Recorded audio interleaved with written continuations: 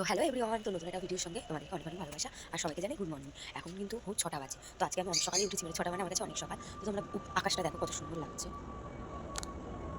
পুরো সব দিকে নিস্তব্ধ একদম। মানে ভোরবেলার ওঠার মজাটাই আলাদা। ভোরবেলায় উঠেছি আর মানে কালকে রাত্রে নিচে রেখেছিলাম এই যে, আর গ্যাসটাকে এখন একটু মুছে নেবো, এই যে কালকে পড়েছিল আর মোছা হয়নি। আর এই যে বাসন এটা আর এটা আছে, আর এই যে মাছ বার করে নিয়েছি। তো আজকে রান্না হবে যাতে সকালে উঠে দেরি না হয়। এরকম ইঁচড়টা কেটে নিয়েছিলাম বেশ পরিষ্কার করে, একদম ইঁচড়টাকে কেটে নিয়েছি। তো ইঁচড় দিয়ে আর চিংড়ি মাছ দিয়ে রান্না হবে। চিংড়ি মাছ দিয়ে সেই লাগে। তো চলো আমি রান্না সব কিছু গুছিয়ে নিই, তারপরে শেয়ার করছি। তো এখানে দেখো আগের থেকে আমি এবার ইঁচড়টাকে সিদ্ধ করে নিলাম, আর এপাশে আলু, আর এখানে কী বলে লাউ, আর এখানে হচ্ছে ইঁচড়ের জন্যে মশলা করে নিয়েছি, আর এপাশে ইঁচড়ের জন্য একটু ভাজা মশলা করছি। তো এখানে কথাটা শোনা যাচ্ছিল না, তাই আমি পরে ভয়েস দিয়ে দিলাম। তো এখানে দেখো আমি মশলাটা ভেজে নিচ্ছিলাম, আমার প্রচণ্ড আওয়াজ হচ্ছিলো কড়াইয়ের, ওই জন্যে ভয়েসটা পরে দিচ্ছি। তো আজকে কিন্তু ইঁচড় চিংড়িটা আমি ইউটিউব দেখে করেছি, আর সত্যি বলতে ইঁচড় চিংড়িটা খেতে না অসাধারণ হয়েছিল, খুবই সুন্দর হয়েছিল ইঁচড়টা খেতে। এইভাবে তোমরা করতে পারো, আমি এই রেসিপিটা তোমাদেরকে দেবো আলাদা করে। সত্যি কথা বলতে খুব টেস্ট হয়েছিল। তো আমি মশলাটাকে ভেজে একেবারে রান্না বসিয়ে দিয়েছি। দেখো এখানে রান্নাটা আমি বসিয়েই দিয়েছি। এখানে হচ্ছে কারে পাবদা মাছ ভাজা হচ্ছে, আর এপাশে তো ইঁচড়টা হয়েই গেছে, আর এপাশে লাউ দিয়ে আর পাবদা মাছ দিয়ে করবো।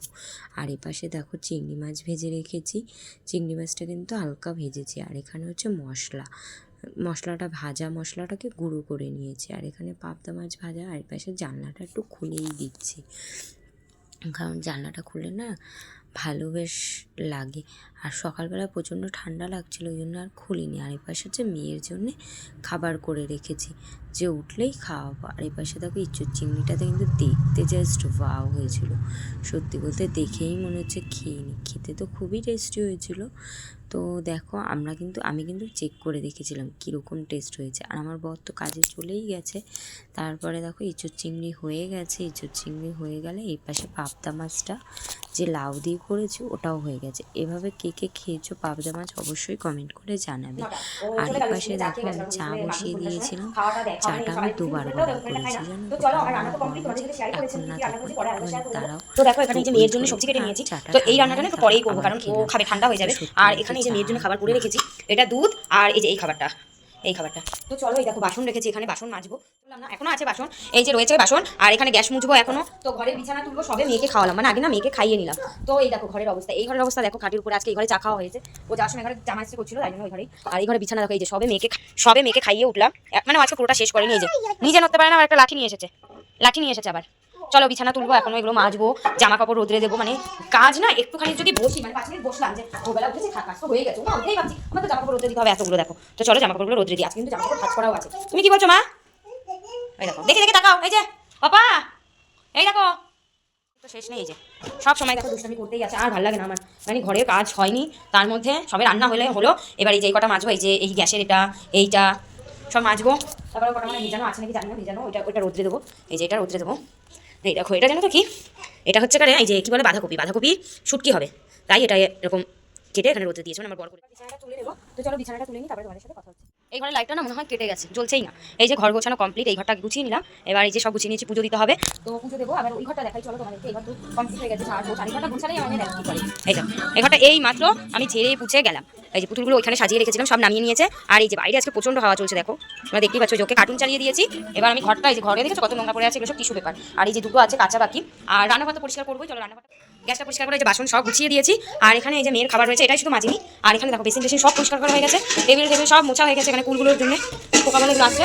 আর এই যে আমার নেই, কি করছো মা? দুষ্টামি। তো চলো ঘর মুছবো এখন। এই দেখো ঘরের অবস্থা, এই যে ঘর ঝেড়ে নিয়েছি, ঘর গোছানো কমপ্লিট। আর এই ঘরও তাই, এই যে এই ঘরটা দেখিয়েছি। তো চলো এবার ঘরটা তাড়াতাড়ি করে মুছে তোমাদের সাথে দেখাবো, শেয়ার করি, ঘরগুলো একটু দেখাতে পারি, তাই না বলো? দেখো আমার আছে এই যে ঘর মুছছে। হ্যাঁ দৌড়াচ্ছিস কেন? এই যে ঘর মুছছে, ঘর মোছা হয়ে গেলে স্নান ওইখানে বসো, যা ওইদিকে দেখো আমার মেয়ে ঘর মুছছে। দেখে এমনি ঠান্ডা লেগে দেখো কি ভিজিয়েছে, দেখো তোমার দেখো দেখো। এই শুনি না, ঠিক আছে নে ওইখানে মোছা, ওইদিকে মোছা, এরকম চিপড়ে নাও। হ্যাঁ দাঁড়াও দিচ্ছি।